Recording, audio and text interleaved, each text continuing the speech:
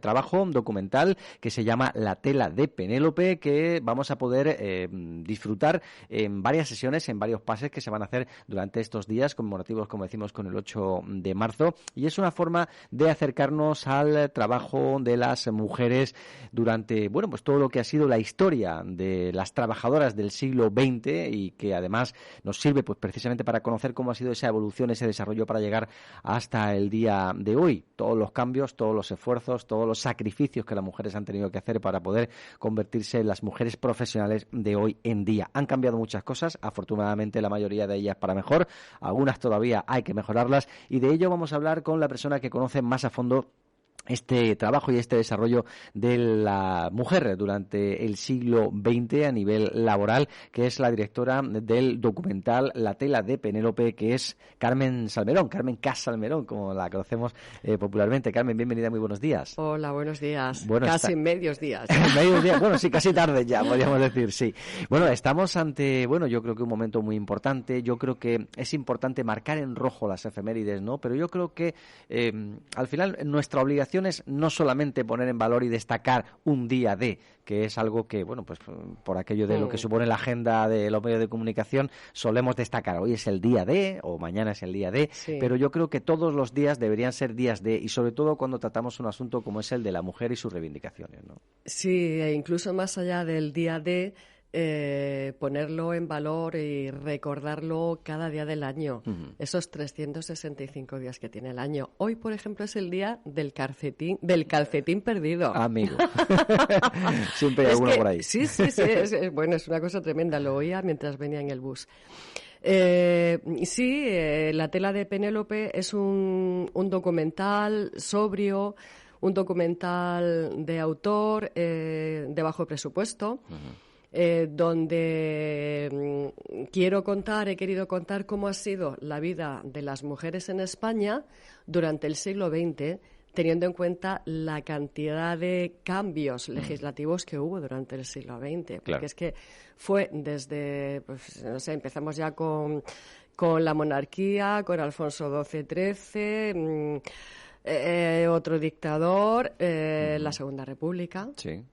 La guerra civil, y con ella pues llegó el horror, la devastación, la vuelta al punto de partida, de tal manera tan abrupta y tan salvaje que en el año en el que estamos en el siglo XXI, 2023, todavía muchos derechos que había en la República no los tenemos. No se han recuperado. No se han recuperado. Por ejemplo, el tema del aborto. O sea, el aborto en la Segunda República, la ministra de Sanidad, que era Federica Montseny, madrileña, pues abogó y se aprobó la ley de aborto. Es horrible abortar, pero a veces no queda otra.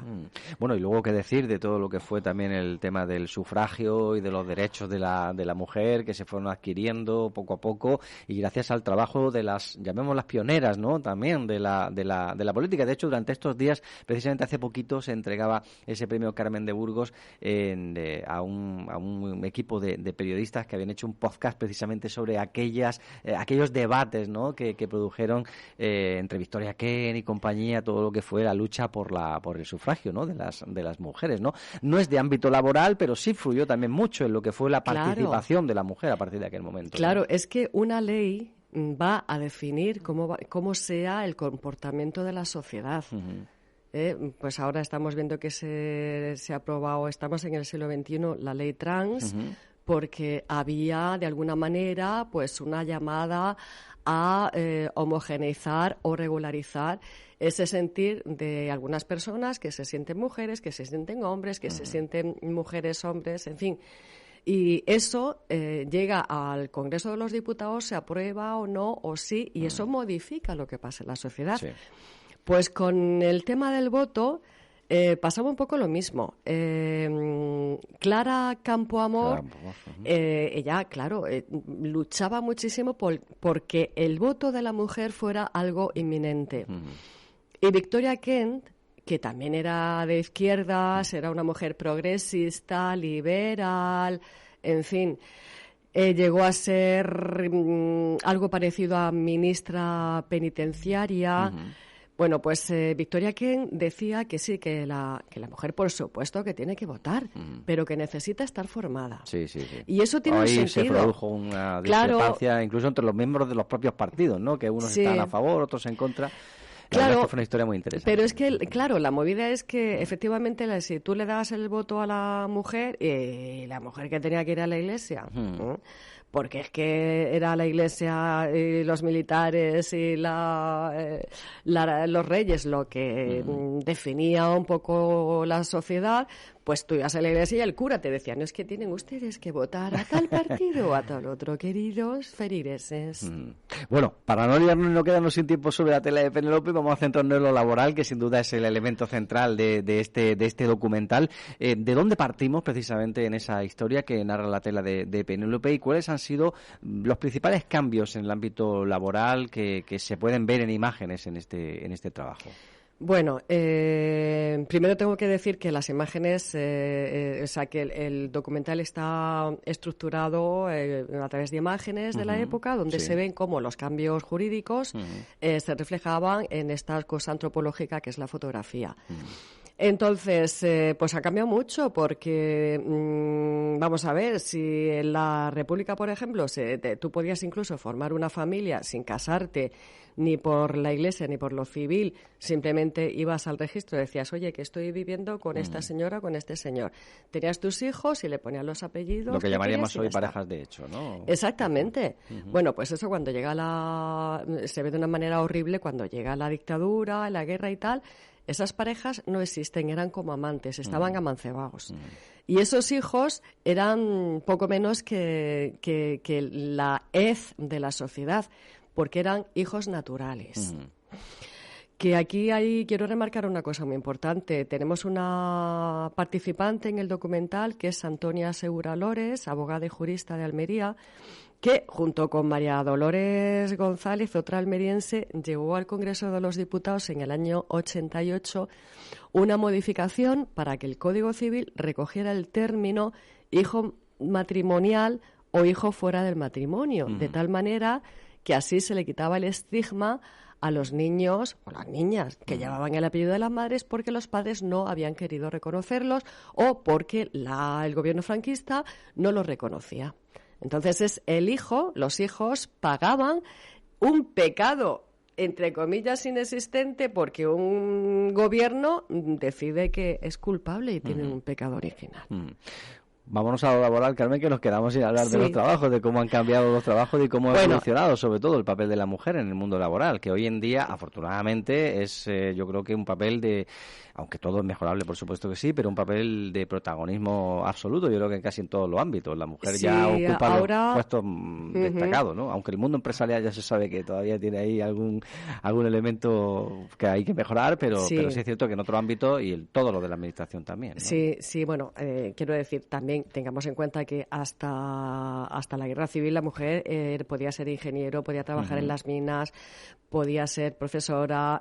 O sea, había una formación profesional académica por parte de muchas mujeres en aquel tiempo, ¿no? Sí.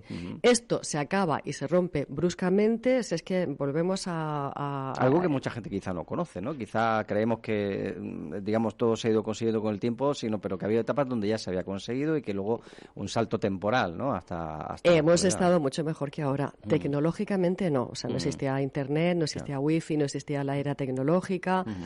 En ese sentido, no. Pero socialmente y a nivel profesional y en muchos sentidos la sociedad estaba mejor. O la mujer al menos estaba mejor, podía trabajar en todo. Cuando la guerra civil se prohíbe terminantemente que la mujer trabaje fuera de casa, hasta el año... no recuerdo si es hasta 1958 o 1962, la mujer no puede trabajar fuera de casa, salvo si es viuda o huérfana o hija de viuda. Y las opciones que tiene, pues no es que sean muy halagüeñas los trabajos. Secretaria y... Todavía no, podría ser secretaria. Eso vino ya en el 60 y tantos. 60, sí. Podía ser o trabajar en el campo o meterse en una casa a servir.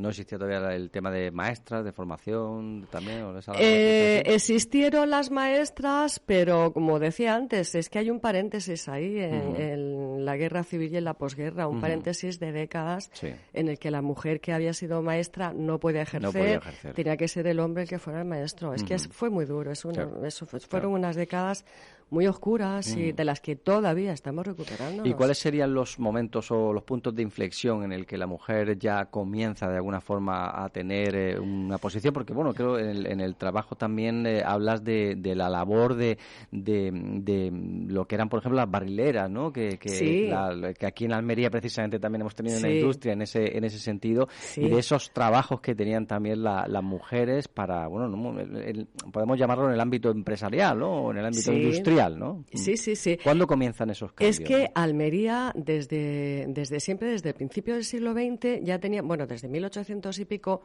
el tema de la uva, tenía la suerte de tener una uva única, que es la uva del barco. La uva del barco, sí. Es una uva dulce, una uva además que aguanta el paso del tiempo.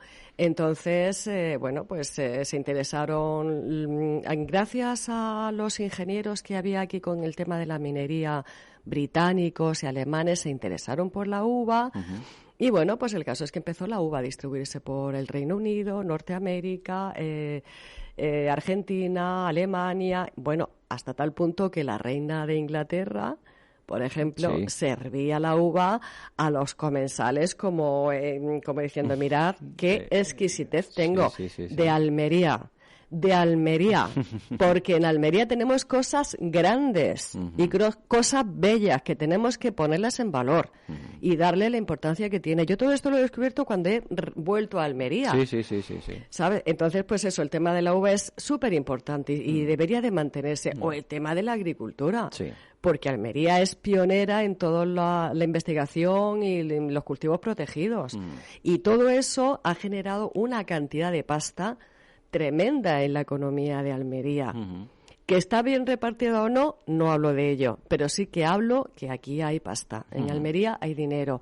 Luego el boom de los hoteles, del turismo, también llegó a Almería y eso facilitó mucho trabajo a las mujeres. Ahí podían trabajar como camareras de planta. Pero no accedían a directora de hoteles, digamos, ¿no? ¿Sabes? Se quedaban como en la limpieza, como mucho vigilantes de las limpiadoras, pero no más. Llega el cine. El cine también en su momento. Que es un boom tremendo, el Hollywood europeo llega a Almería. Es que Almería ha sido importante en muchas épocas. Sí.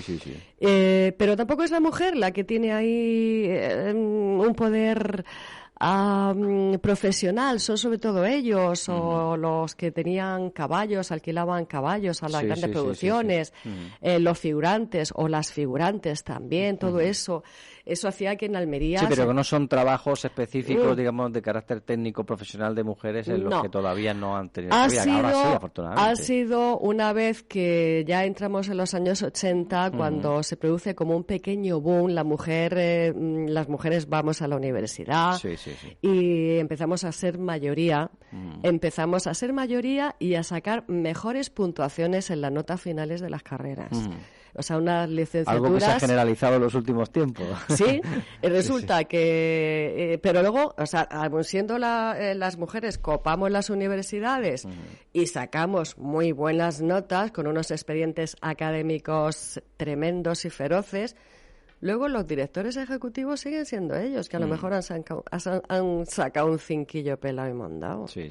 Y nosotras que hemos sacado un 8,5, pues al final acabas teniendo los niños y... O sea, que todavía hay muchas cosas que mejorar en ese sentido. O decides que no quieres ser madre y que no quieres vivir en pareja y que lo único que quieres hacer es trabajar.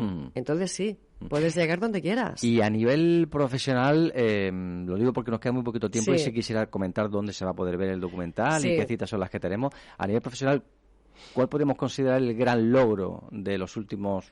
Claro, es que es muy difícil marcar una etapa, pero bueno, ya estamos en el 21, pero ya que estamos hablando del siglo XX, ¿cuál sería el gran logro o el gran momento en el que la mujer ya ocupa o tiene la posibilidad de poder trabajar en todos los ámbitos de la igualdad? Lo que no se debe permitir nunca que se pierda el derecho al voto, Esto es prioritario y es fundamental. O sea, mantenernos ahí. Porque mientras podamos votar, tenemos voz. Pero si no podemos votar, puede ser horrible. O sea, que debemos pensar lo que ha pasado para que no se vuelva a repetir. Eso, afortunadamente, vemos que, de momento al menos, es una situación que todos tenemos, de momento, es un derecho adquirido que esperemos como... Y ha costado mucho conseguir, así que debemos ejercerlo. Bueno, ¿dónde vamos a poder ver esta tela de Penélope? Lo digo porque vamos a tener varias citas, ¿no? Sí, pues la primera de ellas será el lunes día 6... a las 6 de la tarde, 6:30 de la tarde, en el Colegio de Abogados.